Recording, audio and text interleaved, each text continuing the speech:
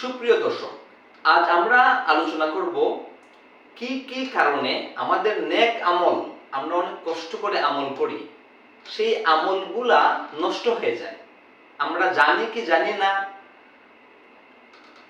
আমার মনে হয় আমরা অনেকেই জানি না যে আমাদের কষ্ট করা যে আমল, নামাজ, রোজা, পর্দা, হজ, আরো বিভিন্ন দান করা, বিভিন্ন নেক আমল, এগুলো নষ্ট হয়ে যায়।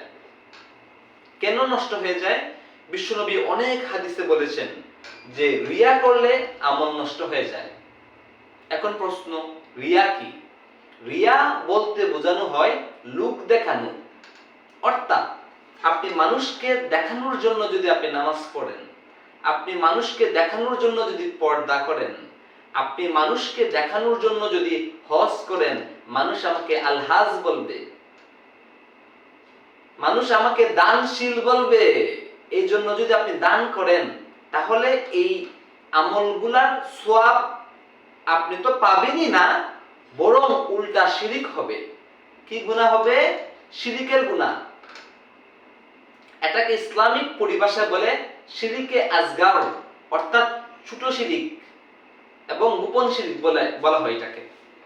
সো আপনি যদি মানুষকে দেখানোর জন্য কষ্ট করে পর্দা করেন, হজ করেন, দান করেন, তাহলে আপনার সওয়াব তো হলোই না, উল্টা শিরিকের গুনাহ হলো।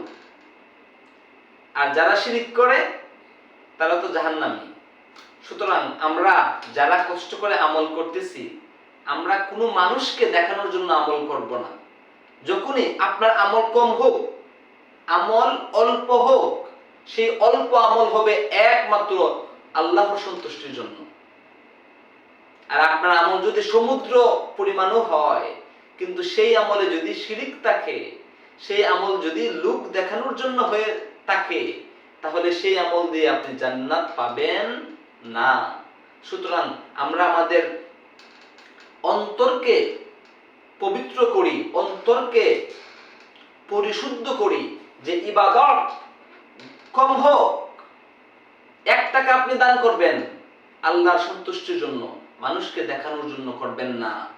মানুষকে দেখানোর জন্য আপনি যদি দান করেন, আপনি যদি মানুষকে দেখানোর জন্য আপনি বিভিন্ন আমল করেন, এগুলা আমল না, এগুলা জাহান্নামে যাওয়ার কারণ হবে। সুতরাং আমরা সবাই সাবধান, মানুষকে দেখানোর জন্য আপনি কিছু করবেন না। আপনি কম করেন, যাই করবেন একমাত্র আল্লাহ সন্তুষ্টির জন্য। আল্লাহ সবাইকে সঠিক বুঝ দান করুন।